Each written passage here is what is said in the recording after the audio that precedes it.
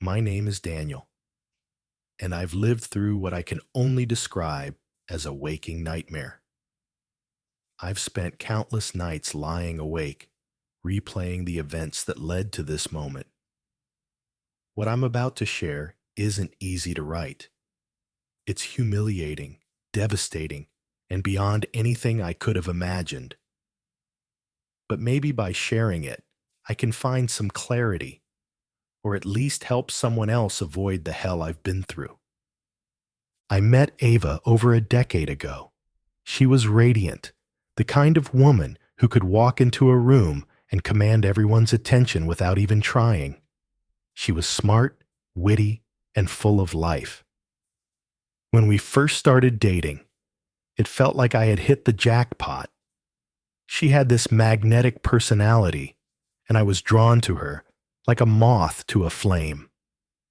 Within a year, we were married. It all felt so natural, so right. Ava had a close-knit family, and her elder brother Lucas was the one she talked about the most. She told me they'd been inseparable growing up, especially after their parents' rocky divorce. I practically raised him, she would say, pride evident in her voice. He's more like my only family and my brother. At the time, I admired her devotion to him. I thought it was endearing how much she cared for her family. Lucas was a quiet, reserved guy, the complete opposite of Ava's bubbly, outgoing nature. Whenever he visited, he was polite but distant, keeping to himself most of the time.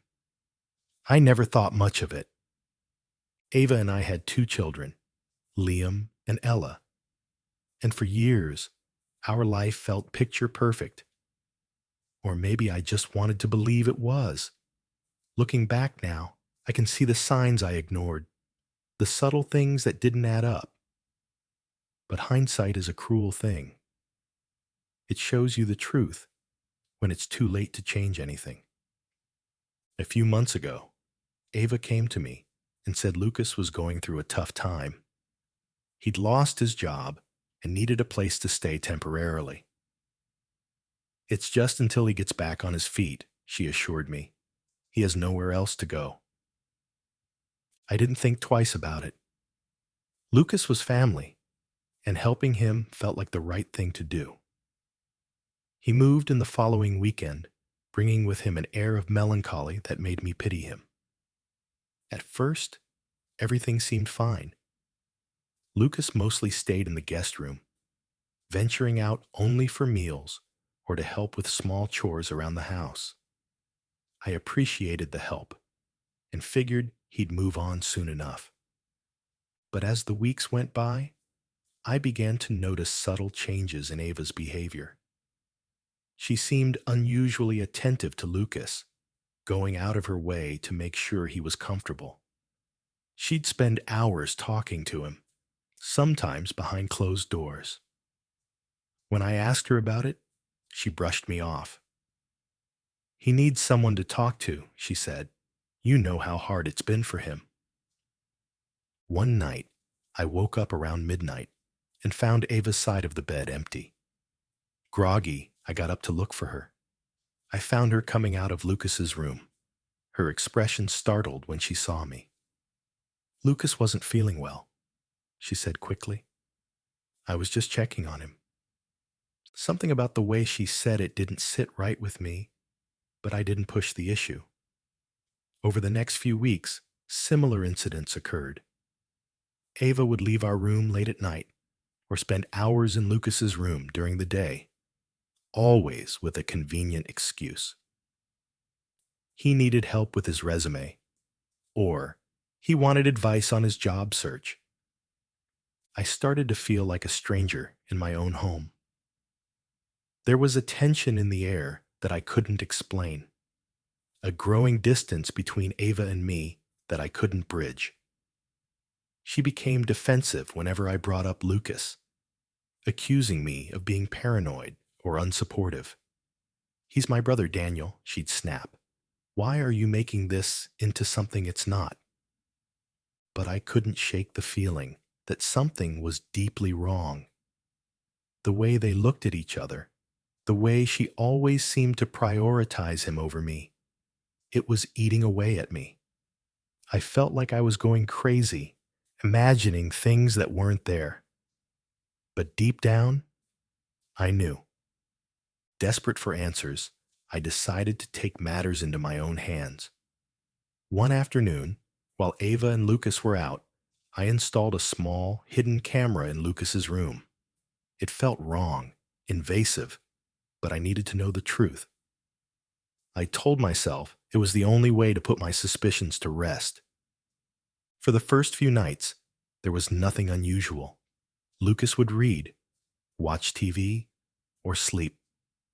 But then, on the fourth night, my worst fears were confirmed. The footage showed Ava entering Lucas's room late at night.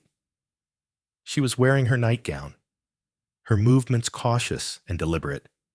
She sat on the edge of his bed, leaned in, and kissed him. Not a platonic kiss between siblings, but something far more intimate.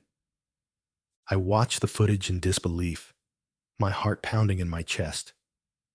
I replayed it over and over, hoping I had misunderstood, but the truth was undeniable. My wife was having an affair with her own brother.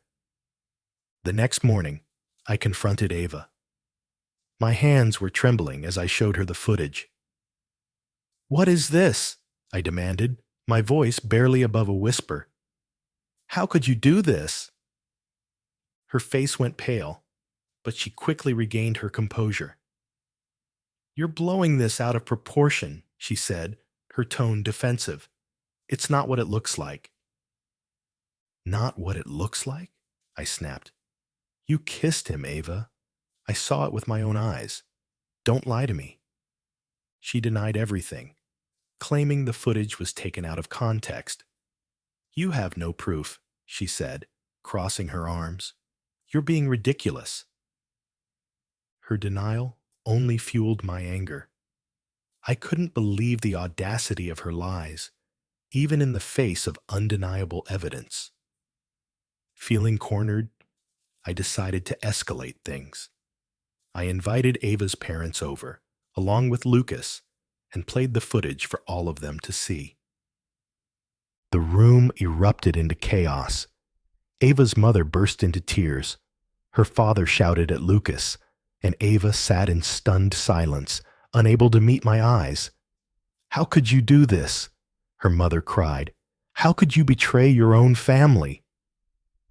But the final blow came when I decided to take paternity tests for Liam and Ella. Deep down, I already knew what the results would say, but seeing it in black and white was devastating. Neither child was mine. They were Lucas's. When I confronted Ava with the results, she broke down completely. "I didn't know," she sobbed. "I thought they were yours. I never wanted this to happen." Her words felt hollow, meaningless. The damage was done, and I was left to pick up the pieces of a life that had been built on lies. Now, Ava's family is begging me to stay. They want me to forgive her, to keep the children in my life, even though they aren't biologically mine. Her mother pleaded with me, saying, "Please, Daniel, don't shame our family.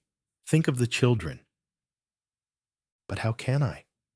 Every time I look at those kids I thought were mine, I'm reminded of the betrayal.